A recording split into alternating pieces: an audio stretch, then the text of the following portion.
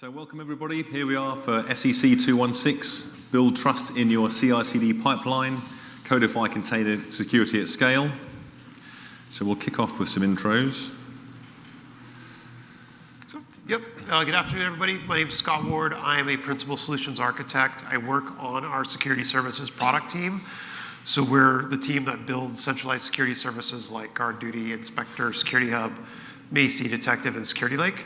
I work with customers to help them understand how our services work more closely with some customers to help them figure out how to best adopt our services into their environment. It often turns into kind of an operationalization discussion. And then I also work with our product managers and engineering teams on figuring out what we should be building and making sure that what we build is actually going to be useful to customers when we actually release it and make it available. My name is Alex Goff, so I'm the UK and Ireland security lead. I work for professional services or ProServe, and I work with a whole bunch of different customers. So I do some retail, telecoms, media entertainment, some public sector, so a whole kind of mixture of customers that I talk to. So here's our agenda. So we're going to talk through a customer example. So this is a customer that I've worked with in the past. We'll understand what their challenges were, where they started, and thinking about software delivery life cycles and kind of how you write, deploy, run, and then we'll wrap things up. So starting out, so one of the customers that I worked with most recently is a large global betting and gaming customer. So this is a customer who is they have multiple accounts, multiple business units. One of the things that they had is that each one of those business units, they've been on AWS for a long time, and they had different levels of security maturity. So as an enterprise, they had a problem where they wanted to understand how to rebuild things with the right footing. So they decided to build a new business unit, a centralized IT function. The idea of this central IT function is that they would start off with a new AWS landing zone, and as part of that landing zone, they would make sure that they had the right security features in, they had the right foundations in place. The cloud team were familiar with AWS. They had a familiarity from having worked with AWS in the past, and therefore they wanted to make sure that they took that knowledge to embed the right security controls from the foundations. As a company, they knew that they would be containers. They knew that they were looking to move into that direction. They wanted to make sure that as a cloud team that they were enforcing compliant containers. They wanted to make sure that their application teams were running workloads which met their internal security standards. And as part of that, they wanted to create a golden image factory. So golden images, so a quick show of hands. So put your hands up if you know what a golden image is. Okay, and keep your hands up if you are regularly using golden images as part of your pipeline or as part of your enterprise. Okay, good. So the idea of golden image is not really a new one. So fundamentally, what you're looking at here is that you have a mechanism for creating a compute workload that's gone through and has the right security controls into place. So back in the day, when we were working with Windows 2000, you'd take a Windows 2000 CD, you'd put it in a machine, you'd install Windows 2000, you then take your hardening CD, put that in, it would go through, run scripts, lock down services, it might install antivirus and those kind of things. Fundamentally, you've got the same kind of principles. What you want here is a mechanism for creating an image that you know has been sanitized, it's got the right controls in place, it's got the right patches, and it's got the right things turned off so you have a minimum security footprint. So this is what they kind of wanted to put in place here. They wanted to make sure that they were setting the right foundations. So the customer challenges. So as I say, this was a global betting and gaming customer. They had their first workload that they were looking to move on to this new AWS landing zone was their pricing engine. So their pricing engine sat at the heart of the business. So this is a business where they are generating around $1 million worth of revenue every single hour. So that pricing engine kind of sits at the heart and is the most important thing they need to keep running. They also push out around 1.5 billion pricing updates around the globe. So ensuring that this application was available was kind of a key element to them. It was written in Java 1.6, so it was also probably one of their oldest applications. So Java 1.6, we're now looking at Java 23, so 17 revisions behind. So they knew that they needed to modernize. Because it was application that sat at the heart of the business. They needed reliability, so they needed to make sure that it would keep working, that they could be able to deploy and keep it updated with minimal impact and minimal downtime. And they needed to make sure that it was secure and high quality to meet their internal standards.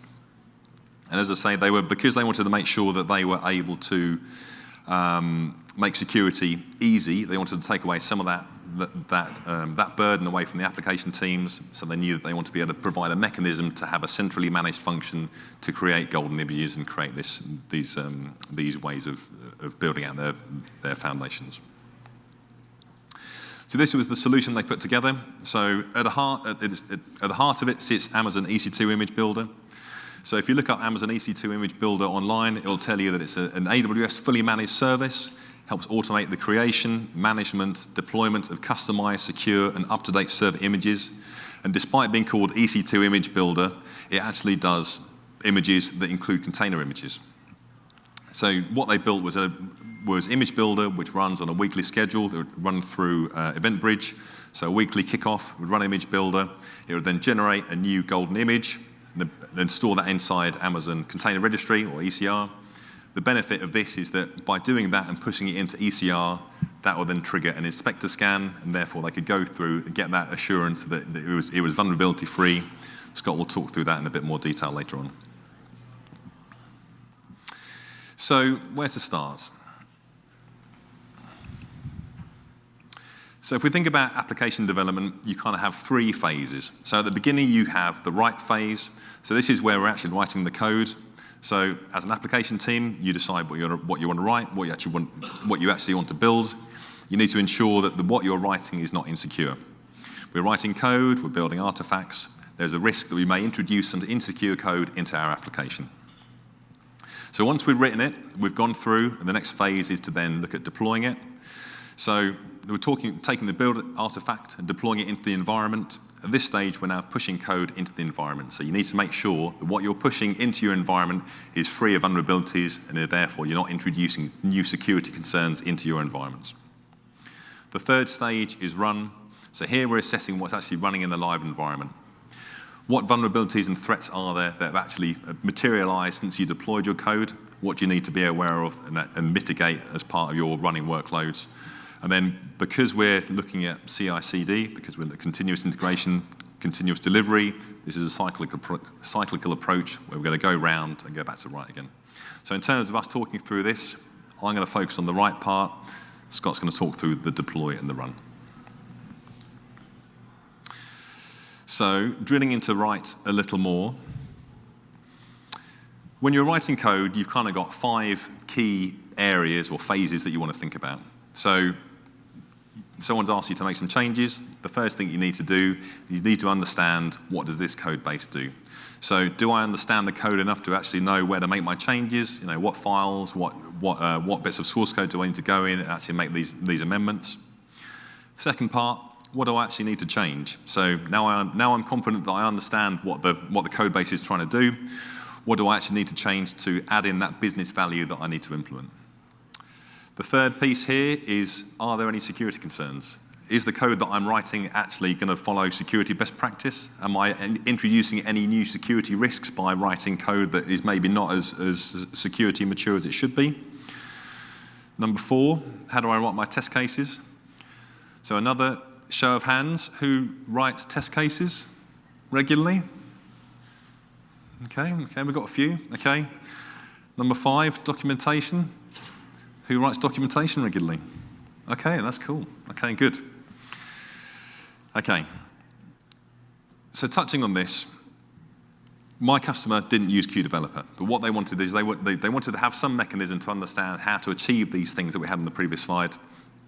And if QDeveloper had been released at that point, this might be something that could have helped them out. So generative AI-powered assistant for software development, this kind of sits there. So you have this mechanism to improve your security controls as part of your software development lifecycle. As it says, Q helps developers and IT professionals build and manage secure, scalable, and highly available applications. Helps you write, debug code, test, optimize, upgrade your code faster. So going back to that example we talked about earlier on, updating your Java 1.6, figuring out how you can modernize that and mature that. And as you see, it's built on 17 years worth of AWS experience. trained on AWS expertise, so it's ready to answer questions on application development on AWS with up-to-date, referenceable, high-quality information. So how does this apply back to this slide here? So as part of Q, you have capabilities where Q can actually go in and explain what your code base does. So these are all mechanisms that sit within Q Developer. If you have a piece of code and you're not quite sure what you need to do to fix it, Amazon Q will go through with some recommendations on how you can fix it. Are there security concerns? So within Q, you have a mechanism where you can run a project scan or then go through, look at all the code that you have in your code base, evaluate that, and come up with some recommendations.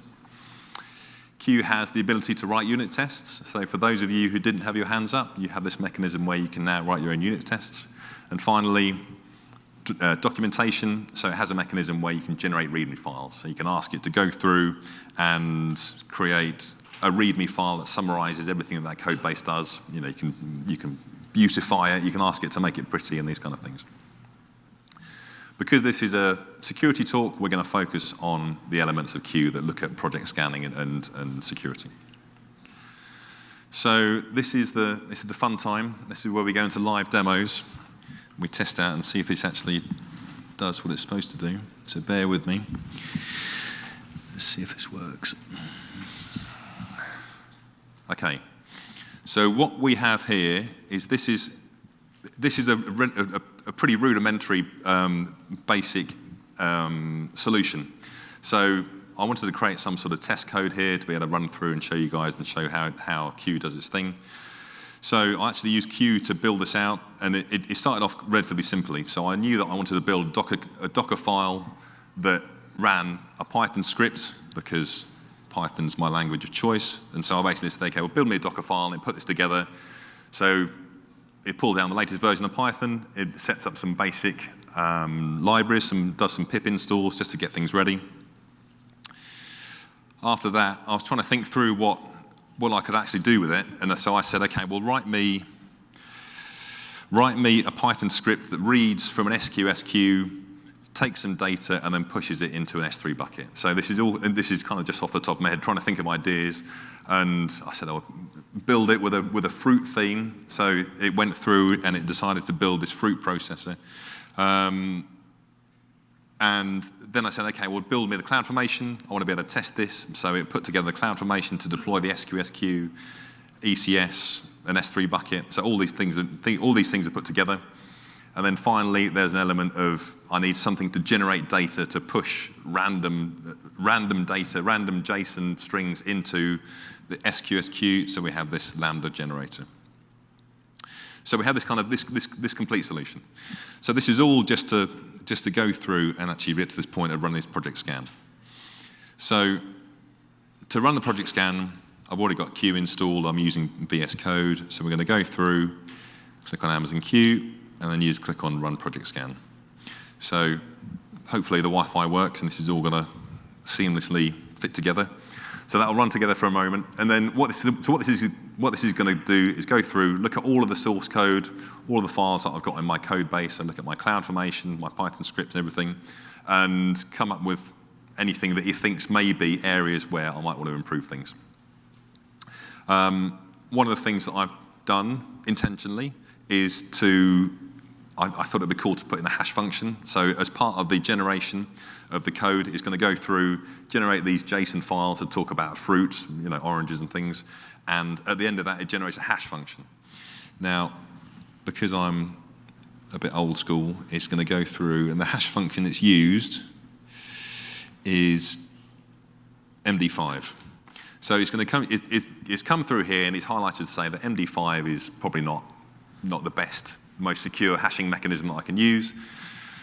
I like MD5, but I don't know what the alternatives are. So one of the things you can do is you can go back and you can touch on this to. You can go back and let me just find where I am on here. And I might ask it to explain it, to say, okay, and this goes back to the slide where you can, if you don't understand what the code base is, you don't understand what the problem is, you can ask it to explain it. And I'm zoomed in for the view, but you can see here it's gone through, where is it? Let's try this again. So I said, okay, explain why this is bad. And it's gone through here and it said the issue relates to using the MD5 hashing algorithm. MD5 has known vulnerabilities, susceptible to collision attacks, and then it's going to go on through and said, here's how to fix the code. So it's got some recommendations here to say, rather than using MD5, why not use SHA-256? So it's gone through here and it's got some recommendations, if I move that over a bit to make it a bit easier. So it's got some suggestions here, and then it's gone through, and it's even gone down and explain what the alternatives are. So from my perspective, I now have a mechanism where I can go through, I like MD5, I thought that was fine. I've now realized that maybe it's not the best, most secure mechanism for doing my hashing functions. And it's come up with some suggestions about how we can do it better. So let's switch back. Okay. So we now have our mechanism. We understand how we can use Q as a possible way to improve the ability to embed security in our as we're writing our code. So shifting left, making sure we've got the right controls in place. So now let's have a look at how we can actually build out our images using Amazon EC2 Image Builder. So Image Builder is pretty fundamental. It kind of does what it says on the tin. So you start with a base image. You're going to then go through and you're going to customize the image. So under the covers here, you have you have the AWS task orchestrator and executor. So it's sitting there kind of helping orchestrate these things, tying it all together so that your image that you've taken, you go through, you can install your packages, you can make sure it's got the right patches, it's gone through, it's got the right tweaks and things. You then might want to secure it. So you may still have a mechanism where you might want to go run through, apply some hardening scripts, or apply some scripts to disable some features that you have inside your Docker container. You might want to then test your image. So you want to go through and actually figure out whether your image that you're actually going to run is going to function in the way that you expect it to. So when you run this, Image Builder will deploy resources inside your account. It will test them out, make sure that it functions and runs okay. Finally, once that's all in place, you're going to ship that image, and it's then going to be pushed into ECR. So looking at EC2 Image Builder a bit more, so you have the concept of recipes. So within the Image Builder, you can go through and you can have recipes that create AMIs or containers. So the recipes that we're looking at here would start with a base image. So these base images might be managed images. So there might be images that have already been created by someone else in your company or yourself at a previous time. There might be images that come from AWS. You can also pull an image from ECR. So if we think about the customer situation earlier on, we have a mechanism for producing our golden images, our golden containers. We're going to put them in a central repository, and then the application teams themselves may choose to use Amazon EC2 Image Builders to then take that base image and then apply the software that they need to run their business workloads. You can also go through and you can pull directly from Docker Hub. So EC2 Image Builder can reach out to Docker Hub, pull down the image, and then start using that as your base. And then once it's all done, it'll push into ECR.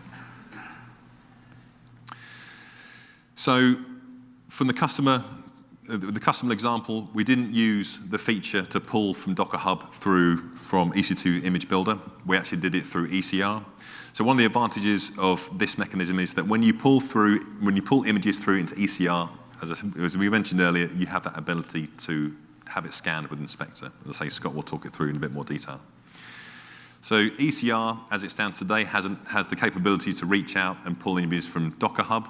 It can pull from GitHub, the container registry, GitLab container registry, and the Microsoft Azure container registry. So these are authenticated repositories, so you need credentials to be able to reach out to those repos. It can also pull from Amazon ECR public, so you may already have images that you're publishing internally as well. It can pull from Key, it can pull from Kubernetes registry, and these are unauthenticated registries, so you can just pull those without needing any credentials. So looking at the deploy side of things, I'll kick off the intro with it. So if we're looking here, we're talking about pipeline fundamentals. So when we think about this, you have your artifacts, you have your things that you want to push out into your environments. When you have your pipeline, it's key to understand that what you have in place has the right controls as well. You may be really good at making sure that your developers don't have the capability to log into production and to take out your environment by accident. You may also have a pipeline that has overly permissive capabilities to reach out into your environment and make changes. So you need to make sure that your pipeline is able to only do what you need it to do. You don't want to necessarily give it access to have full admin rights to be able to push into your AWS estate and create IAM users. You need to think about what permissions you actually want to give that pipeline. So pipeline detective controls, understanding what monitoring you have in place to see if that pipeline is actually working as it should be. How are you going to know when something's gone wrong, if something hasn't quite functioned in the way that it was supposed to and pushed out the wrong version of the code or it's failed in some way?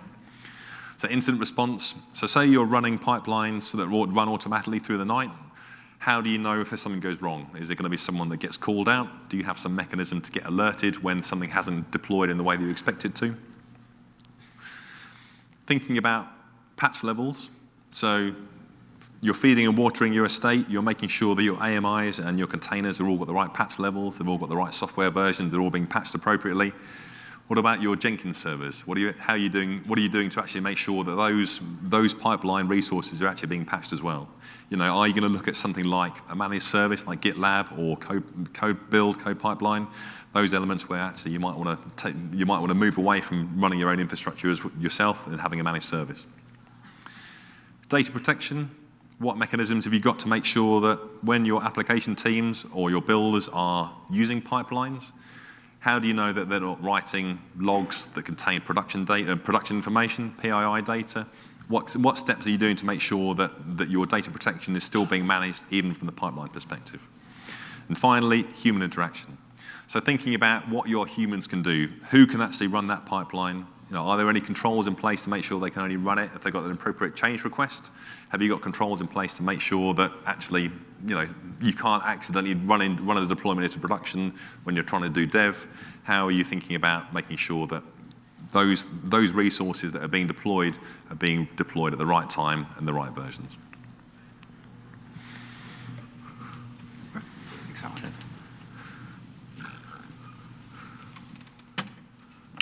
Okay. So earlier on, Alex talked about the customer example where they were using ECR to build, they're using EC2 Image Builder to build container images, store those in ECR, and using Amazon Inspector to scan those. So I'm going to take some time and dig a little bit deeper into that Inspector part, as well as some other parts around deploy and actually running these containerized workloads. So why would we want to scan these container images in the first place for vulnerabilities? So one, Alex talked about writing your code and being able to scan that code for vulnerabilities, but when you are deploying code into a container environment, there's often additional libraries that you're including as part of that. So you want to make sure that all the libraries that are part of your code overall package are actually vulnerability free, or you have insight into those vulnerabilities. Alex talked about earlier where they are actually pulling third-party container repositories or container images into their repository. So you want to make sure that those container images are actually scanned for vulnerabilities as well. Those are untrusted sources. You want to make sure you understand what's the risk with those and make sure that you are addressing or removing any risk associated with those particular images. And then third, you want to actually be able to verify the configuration of the Docker container itself. Do you have any credentials embedded in that, or is the container itself being configured to run in an insecure configuration? So these are all key things that we want to make sure that we can actually understand and make sure that we're actually deploying and running a container that is free of vulnerabilities or at a level that we're comfortable with. So as mentioned in the solution before, the customer is using Amazon Inspector. Who here is using Inspector in their environments today? Okay, cool. So for everybody's just benefit, Inspector is our continuous vulnerability assessment service here at AWS. Focuses on scanning Amazon EC2 instances for vulnerabilities, Lambda functions, both the libraries attached to the Lambda function as well as the actual code of the Lambda function itself, the code that you've written, and then scanning container images. And for container images, we do it in two different ways. One, supporting scanning container images that are stored in Amazon ECR, our container repository service. And then the ability for you to actually scan container images more directly as part of a CI/CD pipeline. So I'm going to talk through both of these capabilities and walk through a few use cases related to them as well. So first of all, this is the ECR scanning feature. So this is what the scanning configuration looks like in ECR. The basic scanning capability is a free service offered by ECR. It uses open source Claire to scan the container image. It's just scanning the OS package manager of that container image. The enhanced scanning is the inspector delivered feature for scanning container images. So with Inspector, we're scanning the entire operating system as well as the rest of the file system. So we're looking at the OS package manager for vulnerabilities, and then we have support for 10 different programming languages on top of that, so we can go through and identify additional libraries where you may have vulnerabilities that are present in your overall container image. When it comes to ECR, there's a couple different scanning options you can choose. One is scan on push. So as soon as you've pushed that container image into ECR, Inspector will scan that and report back findings about any vulnerabilities that are discovered in that container image. You can also then choose continuous scanning. So if you want to keep up to date, and that container image is going to live in that repository for a while, and you're going to continue to use it to publish and use out to run your containerized environments, a continuous scan will happen every time Inspector's vulnerability database gets updated. We will rescan that container image and produce any new findings that we find about that container image. As far as continuous scanning goes, you have several different configuration options as far as how often or how long you want it to actually be continuously scanned. You can build this and define this based on either the image push date, so the first time it was pushed into the repository, or the last pull date. So the last time it was actually pulled out of the repository and used in one of your containerized environments, and you can configure this continuous scan from as short as 14 days all the way up to the lifetime of the image. So we have lots of different customers who have different life cycles for their container images and how long they actually consider an image to be valid. So these configuration options are there so that you can support a variety of use cases and how you're using containers and how you're using ECR. Final thing I'll highlight here with ECR is that all of the findings that Inspector generates around vulnerabilities identified in your container images, those are available in Inspector. You can see them in the console, through the APIs, through EventBridge. But you can also see all of these findings in ECR. So what this means is that your developers who are pushing these container images, you don't have to give them access to Inspector, where you're going to have a lot more than just their vulnerability information present. They could go to ECR, look at in the console for their container images and the vulnerabilities, or call the APIs to get information about the vulnerabilities that are present for their container images. So this is a great enabler for your developers.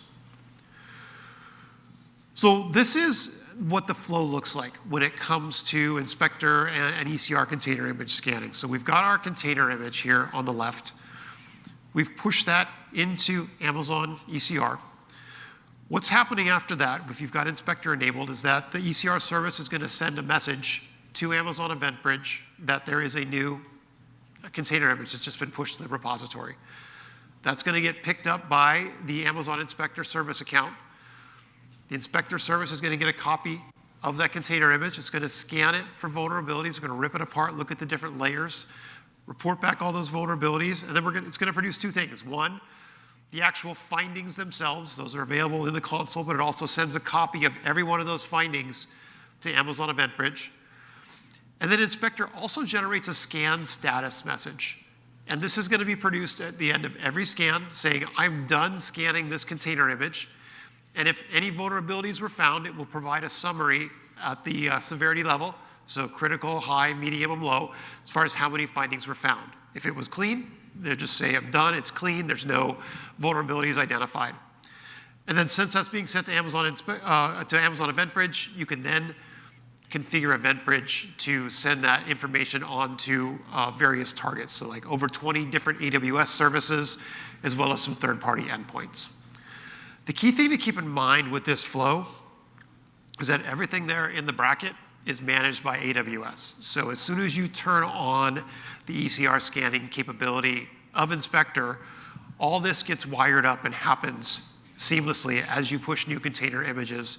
You really just have to focus on creating the image and pushing it to ECR, and then determining what you're going to do with that messaging on the other end that's coming out through EventBridge. And I'm going to talk through a few different ways you could use what's happening here to better orchestrate and get visibility around your container images.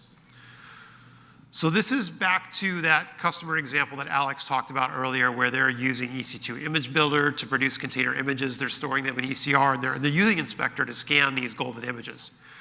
So for this customer, they were relying on the information that was produced and available in Inspector. So they were going into Inspector, and they were looking at the vulnerabilities that were generated as new golden images were created, and using that as their indicator of what should I do, or is there a vulnerability that's been introduced in this golden image that we need to go to correct, and push back out before we actually allow somebody to scan it, to use it to run in our environment.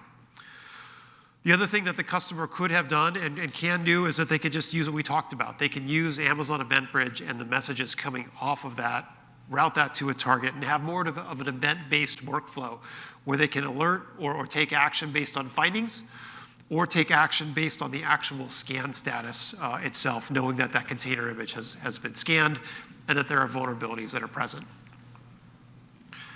So building on that a little bit, I'd like to talk through another example of how you could use this in more of like a deployment pipeline. So in this example here, I've got a basic pipeline that I've created in AWS Code Pipeline. It's got a source stage, a build stage, a vulnerability assessment stage, and a deploy stage.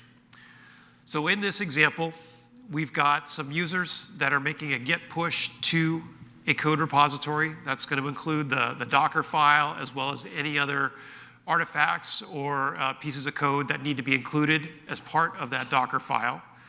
That push to the code repository is going to result in an update message that is going to trigger the source stage of the pipeline to kick off.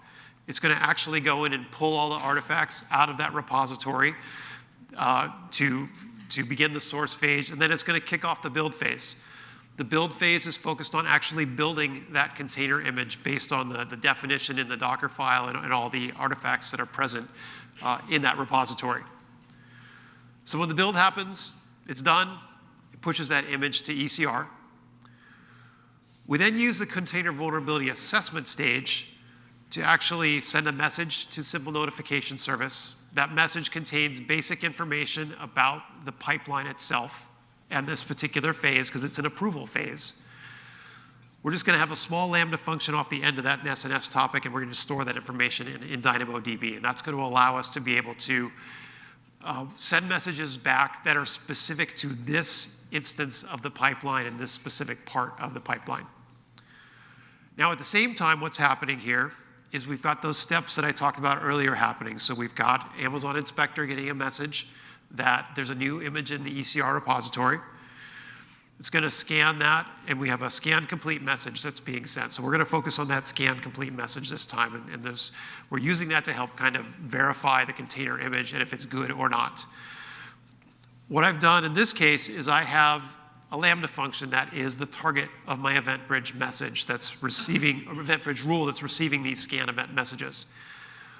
That Lambda function has some environment variables that are configured for it that are the thresholds for the various severity levels that Inspector offers. So I can define a threshold for critical, a threshold for high, medium, and low. And then the Lambda function is comparing those thresholds in the environment variables versus the counts that are produced in that scan status message. And it's using anything that is beyond the threshold would be considered a rejection. So it's then going to get the information about that particular pipeline from DynamoDB, and then it will send back an approve or reject message based on if those thresholds have been breached or not. If it's a reject, that pipeline stops. It's the developer's responsibility to go back and resolve that particular rejected pipeline. If it's approved, in this example, I have it moving on to the deploy phase, but it really move on to whatever phase is considered to be next, whether it be a test environment, a pre-prod environment, or a prod environment, whatever works best for your workload. But this is a way to use Amazon ECR to store your repository, but still incorporate it in some sort of a pipeline so that you're getting some feedback mechanisms and you're able to actually control if that image can actually be used or not. So I also talked about the fact that you can also use Inspector to help with scanning for CI/CD pipelines. So we have customers who don't use ECR. They use some other repository to be able to scan, to store their container images. Or they want to be able to get feedback earlier. They want to, as soon as they build their container image, they don't want to put it into a repository. They want to know if this container image is good or not.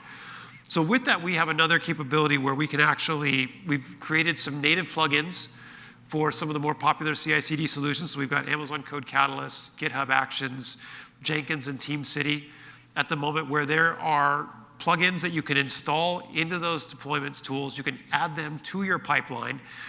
And this plugin takes care of the orchestration of getting the information about your container image, sending it on to an inspector API, and bringing that information back so that you can programmatically make a decision directly in your pipeline as soon as that container image is built without you ever having to actually check it into a repository. We do this by using a generator that creates a software bill of materials about your container image. So as soon as you've built that container image, that generator gets run with the location of that particular image as an input. That software bill of materials is created and sent on to the endpoint. That's what these native plugins are doing behind the scenes, is they're orchestrating all of that work to call the bill of materials generator for your container image and send it along. Couple things to keep in mind. The CI/CD solution you're running, it can run anywhere. It doesn't have to run on AWS. It can be running in a different cloud provider. It can be running on-prem. It really just needs to be able to execute that CI/CD bill of materials generator and be able to call the inspector API. What this also means is if you don't use one of these CI/CD tools I mentioned here, you could still build this into another CI/CD tool that you run. You just need to string those phases together. You could also call this directly from like a local development desktop. Just call a generator, send that bill of materials onto the inspector API and get the results back. So there's a couple different ways you could use this. You don't even have to have Amazon Inspector enabled if you're not using it for other use cases. So you can just send this to the inspector API. We still track that. We still bill you for the use of that particular API, but it does not require that the inspector service is actually turned on to use this feature. So a lot of customers are doing the work to scale down their container images. They're stripping out anything that is not needed for running that container image. And so this feature has the support for Scratch, distroless, and chain guard container images. And then you can also scan the actual Docker file and the Docker configuration to identify things like credentials that might be embedded in the container image definition, or maybe a use case where the container is actually being configured to run as root, which could put that container image at risk for a container escape or being able to interact with the rest of your infrastructure that's running your container image. So let's walk through how this would look here from an orchestration standpoint. So you have, let's assume you've got your pipeline, you've already built your container image up to that point. So you've got your final container image, then calls the inspector software bill of materials generator. That is going to generate that in the Cyclone DX format. So this is one of the industry standards for how to present and represent a software bill of materials. That Cyclone DX format gets sent on to the scan SBOM API of inspector, and then that's going to produce back results, both the inspector findings and an output that you can use. You can then take that and programmatically use that as part of your CI/CD pipeline to make decisions. Once again, like we talked about in the other example, either based on the summarized list of how many vulnerabilities were found or on detailed list of those vulnerabilities, depending on how you want to manage that.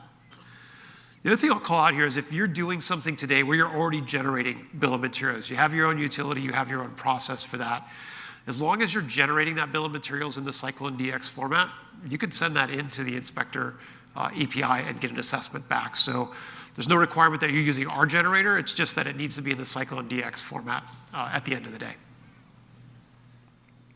Okay. So I've been talking a lot about software bill of materials. I just want to talk about some other areas where you could potentially be using bill of materials as part of your containerized pipelines.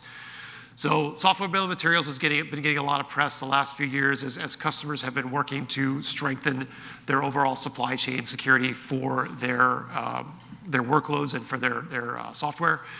The software bill of materials is nothing more than a recipe or an inventory list of all the different components that are making up a particular container image in this case. So it's going to have the information about the operating system packages, all the application-specific packages or configurations you have, vendor and licensing information, and then all of that is really produced in a machine-readable format so that you can store it, you can interpret it, you can query it later on.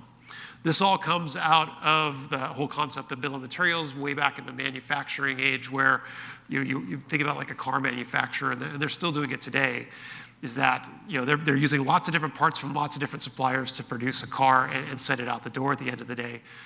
They're using that bill of materials to record which supplier parts are going into which cars as it's going down the line. And so they have the ability to, when they have a defect, either on the production line or when they're doing a recall, they know which supplier's parts are in which cars and who they need to work with, either to orchestrate getting a part fixed or figure out who they need to work with to replace that part. And so the bill of materials has been used for a long time in other spaces, and we're now applying that more to software.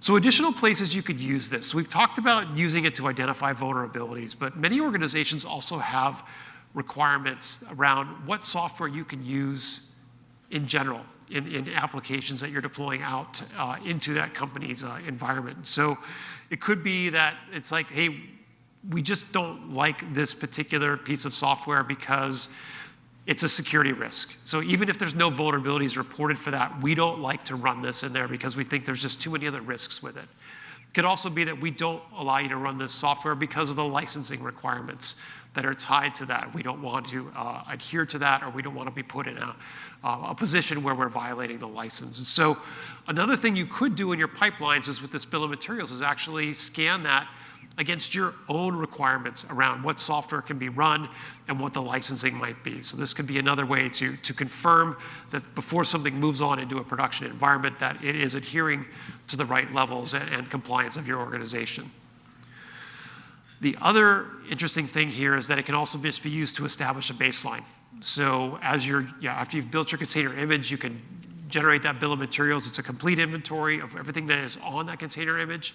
You can store that off to the side as a reference point, or you can actually attach it as an attestation to the Docker image itself.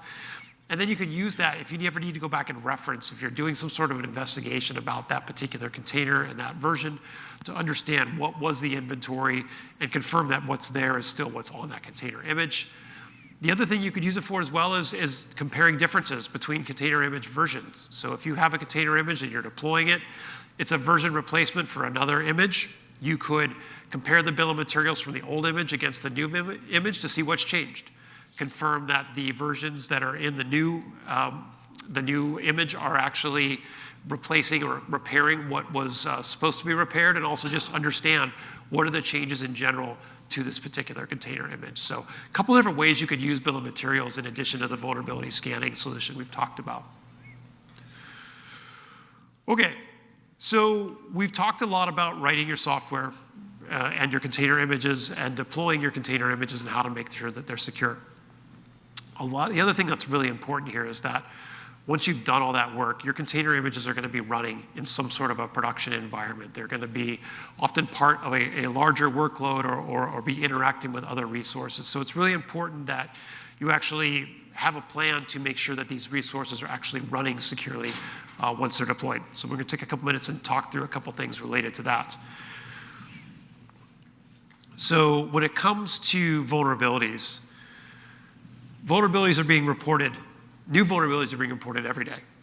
So over time, the number of publicly reported vulnerabilities is going to continue to go up. So what that means is what you've deployed today that is free of vulnerabilities or has vulnerabilities at a level that you're comfortable with may not be the vulnerabilities that are present tomorrow. You could wake up the next morning and realize that a piece of software you deployed that was clean yesterday is now having a vulnerability reported against it. So there are constantly changes happening in the world of vulnerabilities. You need to be prepared to be able to respond to those. When you're running your workloads, there are a variety of threats that may emerge against those workloads. It could be against the resource that is running your container image. It could be a threat related to the container image itself, or it could be a threat related to the account that the container image is associated with. So having a plan around that is also very important. Let's talk about the vulnerability aspect a little bit more. So as I mentioned, vulnerabilities are continuously being identified all the time. Inspector has a continuous assessment capability. We already talked about it for container images, but also for EC2 instances, which are often what is running your container image when you're running them on AWS.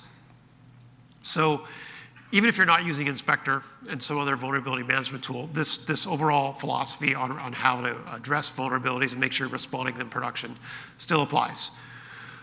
The first thing that's really important here is that once the vulnerability has been identified, you need to assign ownership to that vulnerability. You may be running a centralized security team, but that team is probably not the ones who are responsible for actually fixing the vulnerability. More than likely, and what I see most often, is that vulnerability gets assigned to the actual team that owns the resource or the container image that the vulnerability is for. The reason being is that they're the ones that best understand how to get that change in and what kind of impacts that change is going to have on the overall workload that this is tied to. So that team's going to get that assigned to them. They're going to evaluate it, and they're going to make sure they understand what's the vulnerability and what's the fix. They're going to go through and they're going to do the patching that's required from that. They're going to go get that back out and deployed, probably through the same pipeline processes we just talked about, and that's going to go back into the appropriate environment. And then that's cyclical. There may be some new vulnerabilities reported over time that they then need to go evaluate and go through again. So it's really important to have a process in place, some strong ownership around that, and an ability to correct and address those over time. Some customers actually have a process where they are being a little bit proactive on this, and they will continuously build their container images based on the latest version of the software that's available that makes up their container image, have some testing in place to confirm that everything still works, and get that container image deployed again. It allows them to minimize the amount of time that a vulnerability might be present, or actually be in front of that vulnerability and not ever have it present in their production environments. Your containerized code can also be part of a broader workload or a collection of AWS services, and threats can emerge against those services or those resources when you're looking at a production environment or even a non-production environment. Some of the threats that you might encounter when it comes to containers, you might actually have malicious files that start getting executed on the container image. Perhaps you pulled it from an untrusted source. There was something embedded in there that you weren't expecting to be there. It's now causing some problems. Maybe you're executing malicious code, maybe you're querying a malicious domain. Your container could also start doing some unusual things. It could start loading libraries. It could start having reverse shells created against it. Containers are supposed to be very static. They're supposed to do their job and go away when you want them to. So changes in a container image are very clear indicators that you may have a threat occurring, and those are things you want to be able to respond to. So there are lots of different solutions you can use for threat detection when it comes to AWS. From a native solution, Amazon GuardDuty is our threat detection service that we use to help identify threats running against AWS environments, data, as well as AWS accounts. From a container-specific area, we have a couple of different features that zero in on containers. The first one is runtime monitoring. So that is actually a security agent that you deploy onto your EC2 instances that is watching all the operating system level commands for the OS itself and for what's happening in your containers. And then sending that information onto the GuardDuty service, where GuardDuty is correlating that and using that information to actually identify and report back threats that may be occurring in your environment for your EC2 instances or the containers that are running on your EC2 instances. EKS protection is focused on your actual Kubernetes workloads that are running on EKS, the Elastic Kubernetes Service. So it's consuming the audit log information for Kubernetes clusters, which is very similar to CloudTrail information. It's the control plane information about configuration or interactions with your actual Kubernetes cluster. So we're using that information to help identify threats that may be occurring against your Kubernetes environment. EC2 malware protection can actually scan your EC2 instances for malware, and this feature is container aware. So when it's scanning the EC2 instance, if it sees a container and it identifies that there's malware in that container, it will report that back specifically, saying this container has this malware in it, and it's part of this ECS or EKS cluster, this task, this pod. So very detailed information that you can get about your container images. And then GuardDuty is just watching in general and reporting back findings related to overall interactions with your AWS account. So that's primarily based on CloudTrail data around various identities that are interacting with your account and giving you insight around what may be happening from a threat perspective. Other things that are not specific to containers but are also relevant for guard duty are the ability for S3 protection, which is focused on data events related to your S3 buckets. So being able to identify threats related to interaction with that data. And S3 malware protection, which can actually scan your S3 buckets for objects in your S3 buckets for malware. The Lambda protection feature, which is focused on identifying threats, either where your Lambda function is interacting with known malicious sites or actors, or if they're interacting with your Lambda function. And then RDS protection, which is focused on identifying anomalous logins to your RDS environments. Okay, so let's just take a minute and kind of review things with our customer and talk about a few key takeaways here, and then we'll get you on with your evening. So if you remember Alex's example here of here's what the customer deployed, this is the same thing but at a broader scale. So you've got multiple development teams operating in multiple regions across multiple accounts. So these development teams are each operating in their own accounts. They're doing their work. They're building their software. They're getting everything ready. They're using a centralized shared services account to store their container images in ECR. They're using a centralized Amazon inspector to do all of that scanning. They're using ECR to do the pull through from the public container images so that they can build that and run a consistent scan of their container images and be running a consistent repository for producing and pulling these golden images. They are using a pipeline that is secure and configured to minimize threats or vulnerabilities of the pipeline, as well as using scanning features in the pipeline. And then they're using our service, various AWS services to be able to monitor and ensure the security of the overall environment. A couple of things I want to just leave you with here. So we talked about writing your software, so ensure that you're making sure you're getting the right visibility into the software as you write it. QDeveloper is a great tool to use for performing those security checks.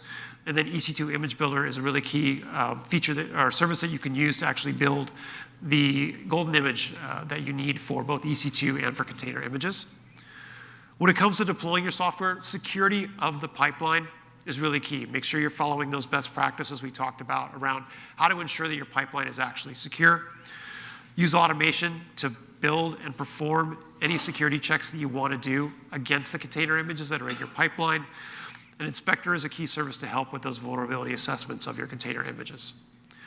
And then when it comes to running your software, make sure that you ensure that you're monitoring for vulnerabilities and threats that emerge around the software that you have deployed and that you are running in your production environments.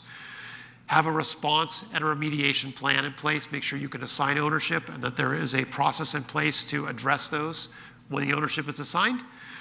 And Amazon Inspector and Guard Duty are key services that can really help you with achieving those security goals. Here's a couple of references that you can take away from you. That very top one, the blog, that's actually a blog that details that ECR pipeline scanning example I walked through earlier. It's got a fully deployable CloudFormation template that you can actually deploy that solution yourself and test it out. And it walks through how everything works for that particular example. Then there's also some key reference guides that you may want to keep handy around QDeveloper, EC2 Image Builder, the Inspector CI/CD feature I talked about, as well as just a white paper around how to have security in every stage of a CI/CD pipeline.